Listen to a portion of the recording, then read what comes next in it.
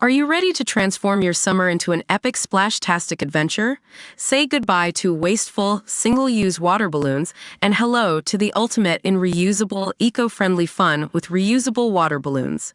Check out the link in the video description to get yours on Amazon today. Evil Putin hatched a plan to assassinate a German arms boss supplying to Ukraine, but it thwarted when the US found out.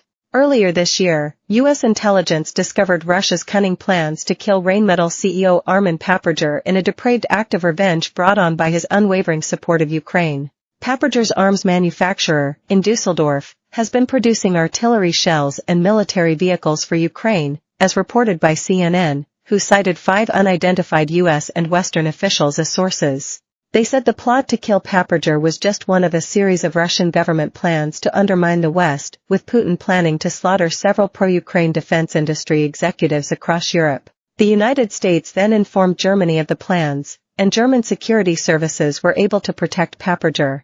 Rheinmetall said in a statement that necessary measures are always taken in regular consultation with security authorities.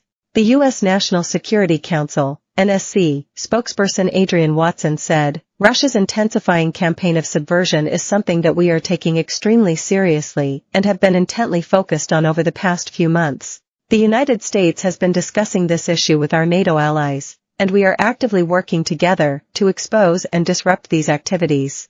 We have also been clear that Russia's actions will not deter allies from continuing to support Ukraine." The company is one of the world's biggest producers of artillery and tank shells.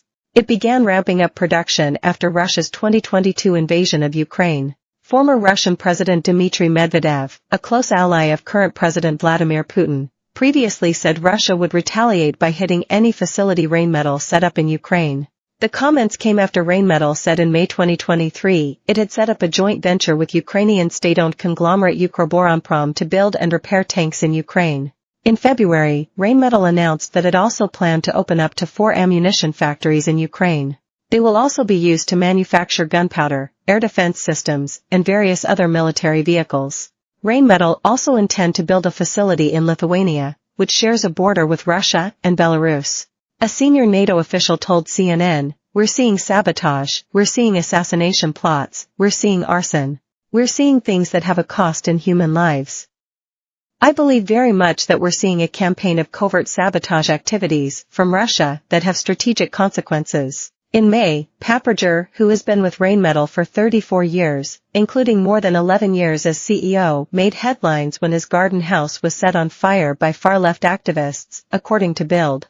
At the current NATO summit in Washington, German Foreign Minister Annalena Baerbock said Russia was waging a hybrid war of aggression, including cyber attacks and sabotage of infrastructure.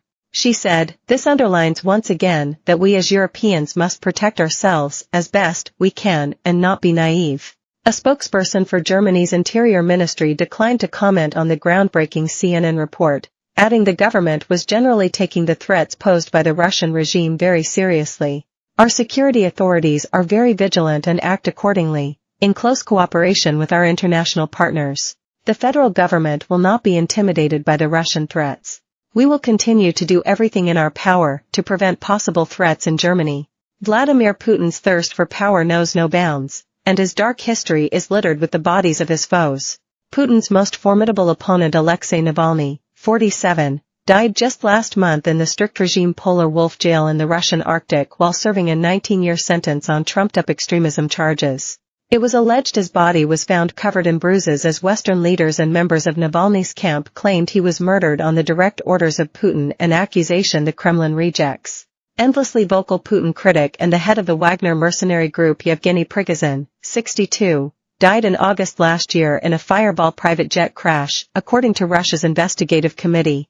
He was a close confidant of Putin before he launched a rebellion in June last year, vowing to punish Russia for a deadly missile attack.